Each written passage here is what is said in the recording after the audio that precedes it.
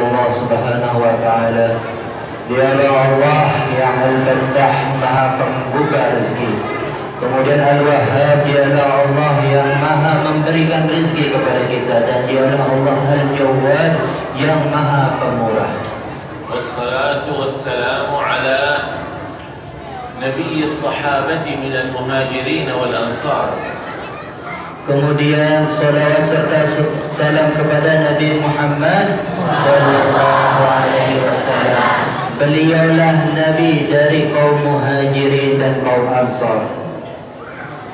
Wa huwa imamu ittihadil abrar sallallahu alaihi wasallam. Dan beliaulah Rasulullah sallallahu alaihi wasallam sebagai pimpinan orang-orang yang beriman dan orang-orang yang selalu mengerjakan kebaikan. Wa hal ta'rifuna ma'na al-abrar? Nah, makin ini beliau berkeduan jamaah pelungguh sami, apakah tahu makna al-abrar? Al-abrar hadha jam'un mufraduhu barrun. Kata al-abrar niki adalah bentuk jamak. Bentuk jamak itu berarti lebih dari dua, dan mufradnya bentuk tunggalnya adalah barun, yang artinya berbuat kebaikan atau baik. Wal barru fi al-lughah al-arabiyyah yutlaqu 'ala as-sadiq al-muti' al-mutahhar. Kemudian tenang jelung ya, adik-adik. Tenang. Kemudian makna bar atau makna baik niki dalam bahasa Arab bisa berarti orang yang soleh atau berbuat kebaikan. Kemudian al-muti' orang yang berbuat ketaatan. Wa insyaallah yaj'al Allah subhanahu wa ta'ala lakum min sirri hadhihi as-sifat ats-thalatha lakum nasib wafir fiha insyaallah ta'ala. Terus beliau mendoakan jamaah pelungguh sami, mudah-mudahan kita termasuk tiga sifat tersebut, menjadi orang soleh, menjadi ahli taat, dan senantiasa berbuat kebaikan. Amin. ثم جاءت لفظة اتحاد قبله والاتحاد بمعنى التكامل والاجتماع، فهذا يدل إن شاء الله على قوة الترابط بينكم في تحقيق الصفات الثلاثة المذكورة آنفا. Kemudian sebelum kata al-abrar niki ada kata ittihad. Ittihad itu artinya al-ijtima', yaitu perkumpulan. Kita mengharapkan dengan sebab perkumpulan makin niki kita dijadikan menjadi yang tiga sifat tersebut, menjadi soleh, kemudian menjadi ahli taat, dan menjadi orang-orang yang senantiasa berbuat kebaikan. Amin. Amin. وجرت عادة الحق سبحانه وتعالى أن يكون اتحاد للمؤمنين وترابطهم وتراصهم يكون هذا قوة لهم. Kemudian Allah Subhanahu wa taala memberikan atau memerintahkan kepada kaum mukminin, pada orang-orang beriman, senantiasa melakukan perkumpulan agar senantiasa untuk memperkuat diri kita sendiri menjadi seorang mukmin. Nahnu ka'ummah Islamiyah al-'adad kabir walhamdulillah. Dan yang pelungguh sami, jumlah dari umat Islam di dunia ini sangatlah banyak, tidak terhitung berapa banyaknya. قد وصل المسلمون في تعدادهم أكثر من ربع العالم. Bahwasanya ada informasi atau tukang survei kependudukan bahwasanya kaum muslimin ini jumlahnya di dunia ini lebih banyak daripada seperempat jiwa orang yang tinggal di dunia. Yani akthar min rubu' al-alam. Lebih banyak dari seperempat orang-orang yang tinggal di dunia ini jumlah kaum muslimin. عدد سكان العالم في الإحصائية الأخيرة 7 مليار و899 مليون. Kemudian bahwasanya setelah disurvei jumlah penduduk dunia makin niki sampai makin niki berjumlah 7,8 miliar lebih. المسلمون منهم تعدوا 200 مليون يعني أكثر. Sedangkan kaum muslimin yaitu jumlahnya lebih banyak atau jumlahnya daripada agama-agama atau orang-orang kafir itu lebih banyak. ولكن لماذا ليس لهم أثر في واقع العالم في واقع العالم؟ Kemudian niki yang menjadi pertanyaan, kenapa orang-orang muslim niki tidak menjadi orang-orang yang istilahnya bisa menjadi orang-orang penting di dunia ini? قال رسول الله صلى الله عليه وسلم يوشك أن تتداعى عليكم الأمم تتداعى عليكم الأمم كما تداعى الأكلة على قصعتها. تتداعى يعني تجتمع عليكم الأمم كما تجتمع الأكلة الذين هم جياع يريدون أن يأكلون. فلو هذا مثلا جميعنا يريد أن يأكل من هذا، كيف سيكون التهامنا؟ كلهم مباشرة، كل واحد مباشرة. وهكذا الأمة الإسلامية هكذا، وغيرهم من الطوائف من اليهود والنصارى والمشركين وعباد البقر وغيرهم، جميعهم يريدون أن يأكلوا الأمة الإسلامية. هكذا بين الصورة صلى الله عليه وسلم. Kemudian Rasulullah Shallallahu Alaihi Wasallam bersabda dalam hadisnya yang kurang lebih maknanya niki, bahwasanya diumpamakan seorang muslimin itu, seorang mukminin itu seperti sebuah sehidangan makanan. Kemudian orang-orang itu berkumpul untuk apa? Untuk memperebutkan makanan tersebut. Kemudian Rasulullah menjadikan perumpamaan seorang Islam itu demikian. Karena apa? Karena yang diperebutkan atau yang akan dihancurkan di antara kita ini, orang-orang Islam ini akan dimusnahkan atau akan dihancurkan oleh orang-orang kafir. ولكن من فقه الصحابة، وهذا دليل على أن صحابة رسول الله صلى الله عليه وسلم ألباء، يعني أصحاب عقول. لم يقولوا لأنهم أقوياء أو لأنهم أكثر منا عددا، لا، هم يعرفون أن الضعف يأتي منا نحن. قالوا أمن قلة نحن يا رسول الله؟ هل في هذا الوقت الذي تأتي الأيدي يدل على أننا نحن يعني ضعاف؟ قال لا. هل يدل على أن نحن قليل؟ قال لا، أنتم يومئذ كثير ولكنكم غثاء كغثاء السيل. غثاء السيل البحر عندما يرتطم بالحجر يطلع هكذا مثل الموج، ولكن ليس شيء تمسكه وينزل مباشرة مثل رغوة الصابون.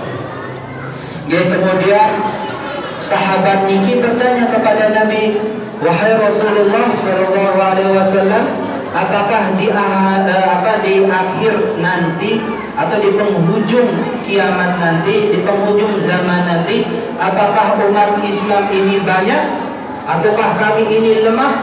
Kemudian Rasulullah menjawab bahwasanya di akhir zaman nanti umat Islam itu sangat jumlahnya banyak.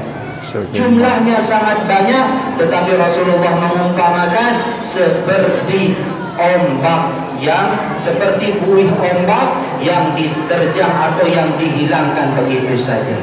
إذن صحابة رسول الله صلى الله عليه وسلم يعلمون أنهم هم الأقوى، ولكن العيب فيهم ما داموا تخلوا عن طريقة النبي صلى الله عليه وسلم، ولذلك أجابهم الرسول عن هذا السبب. ما هو السبب هذا؟ قال يلقى فيكم الوهن. Kemudian sahabat tersebut bertanya kepada Rasulullah SAW, ya Nabi Allah, kiranya kenapa jumlah kami ini, umat Islam ini banyak, tetapi di akhir zaman nanti sekalipun kami banyak, tapi kami itu kelihatan lemah. Kemudian Rasulullah menjawab, kenapa kalian terlihat lemah sekalipun jumlah kalian banyak? Karena apa? Karena kalian itu dihinggapi yang namanya penyakit wahan. لم يعرف الصحابة معنى الوهن. قالوا وما الوهن يا رسول الله؟ قال الوهن حب الدنيا وكراهية الموت. Kemudian sahabat niki bertanya kepada Nabi Muhammad SAW, ya Rasulullah, tiang niki ndenta napi pengertian napi makna dari wahan. penyakit wahan. The meaning Kemudian Rasulullah menjawab, al-wahnu hubbud dunya wa karahiyatul maut. Karena Rasulullah menjawab, yang namanya penyakit wahan, cinta dunia dan takut akan kematian. يعني أن رسول الله صلى الله عليه وسلم أكد للصحابة أن المشكلة عندكم أنتم، فإذا تجاوزتم هذه المشكلتين حب الدنيا وكراهية الموت لا تجاوزتم الأعداء. Kemudian barang siapa Rasulullah memperingati kalian umat muslim ini pada akhir zaman nanti akan dihinggapi dua penyakit ini, yaitu cinta akan dunia dan takut akan yang namanya mati.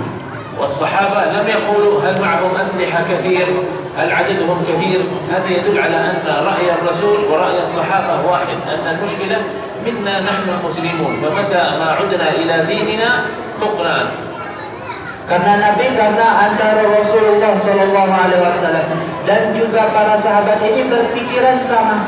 Sekalipun jumlah kaum muslimin di akhir zaman nanti banyak, tetapi bukan yang menjadi permasalahan itu bukan jumlah kita yang banyak, tetapi yang menjadi permasalahan pada akhir zaman nanti dua penyakit niki, cinta akan dunia dan takut yang namanya mati. Niki penyakit ya. Yang namanya penyakit wahan niki adalah kita cinta kepada dunia dan takut yang namanya mati. Niki penyakit, perhatikan jamaah. ونحتاج نحن معشر المسلمين الصبر والمثابرة والاجتهاد، لأن هذه الدنيا كما جاء في الحديث سجن المؤمن وجنة الكافر. Maka dari situ kita mengambil ibrah, mengambil pelajaran apa yang akan kita perbuat, persiapkan ketika kita hidup dan ketika kita masih hidup. Yang pertama yaitu as-sabru, yaitu dengan kesabaran. Kemudian al-ijtihad, yaitu dengan kita senantiasa bersungguh-sungguh beribadah mendekatkan diri kepada Allah Subhanahu wa taala. Jikalau sudah kita melakukan ini, insya Allah penyakit tersebut tidak akan menghinggap kepada kita. Dunia sijnul mu'min. Kemudian niki ada hadis Nabi Sallallahu Alaihi Wasallam, niki juga warning atau peringatan kepada kita yang jadi kaum muslimin bahwasanya dunia sijnul mu'min, bahwasanya dunia itu adalah penjara bagi orang-orang beriman. إذن نحن أين دارنا؟ في أي دار مقيم المؤمن يعتقد أن هذه الدنيا طور، يعني مرحلة من المراحل، ولكن الحقيقة والله يدعو إلى دار السلام. هذا دارنا إن شاء الله جميعا الجنة بإذن الله تعالى. Sesungguhnya kenapa orang mukmin, orang-orang beriman seperti yang penunggu sami niki, kenapa ditaruh di dunia ini? Sedangkan dunia ini adalah sijnul mukmin, yaitu penjara bagi orang-orang yang beriman. Disinilah ujian kita. Dari sinilah kita mempersiapkan bahwasanya sekalipun kita berada di dunia ini yang penuh dengan kefanaan, yang penuh dengan tipuan, tapi dijamin oleh Allah bahwasanya ini adalah jalan atau menuju keselamatan di akhirat nanti. ومن علامة إرادة الله لكم الخير جميعا أن أحضركم في مثل هذه المجالس المباركة، المجالس التي يشهر فيها ذكر الله جل وعلا. Salah satu bentuk cinta Allah Subhanahu wa taala kepada kita yaitu tiang pelunggur dihadirkan masjid Nabi untuk semata-mata mengingat atau berzikir atau melakukan ijtima, perkumpulan dalam rangka ketaatan kepada Allah Subhanahu wa taala. فسبحان الذي أحضرك إلى هذا المحضر وغيرك قد يكون لاهٍ أو غافل أو يتابع كرة أو يسمع أغنية أو يشاهد مسلسل اختارك واصطفاك وأحضرك إلى مجلس يباهي به الملائكة.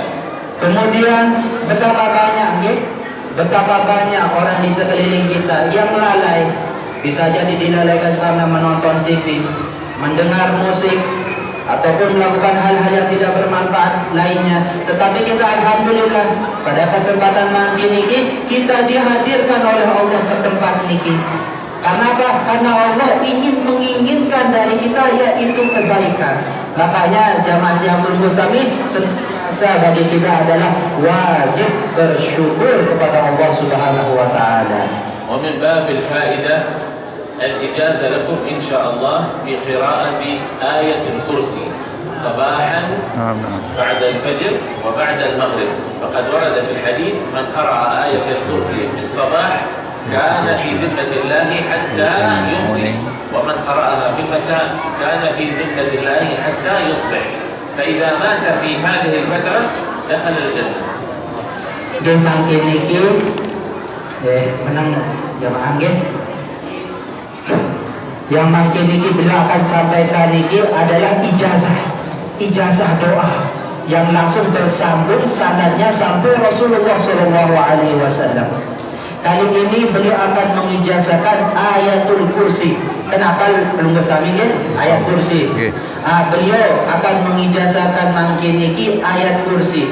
Sebagaimana hadis Nabi Muhammad Shallallahu Alaihi Wasallam, barang siapa yang membaca ayat kursi pada pagi hari setelah sholat subuh, maka dia fi dhimmatillah, dia berada dalam tanggungan Allah Subhanahu wa taala sampai maghrib, sampai tenggelamnya matahari. Dan barang siapa yang membacanya setelah maghrib, maka dia fi dhimmatillah, dalam jaminan Allah Subhanahu wa taala sampai subuh. Dan barang siapa jikalau dia sudah membaca ayatul kursi setelah subuh ataupun setelah maghrib, kemudian dia mati salah satu waktu keduanya, dakhalal jannah, orang tersebut wajib tak masuk surga. Ya Rabbi bil Mustafa balligh maqasidana waghfir lana dhanbana wasi'a.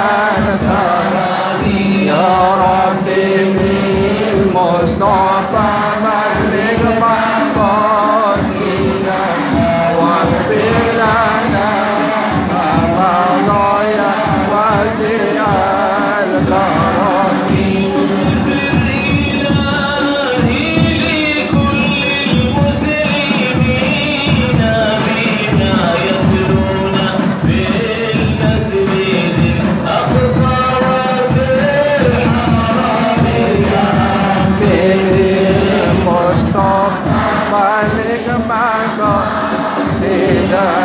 waghfir lana ma madaya wasi'al karami.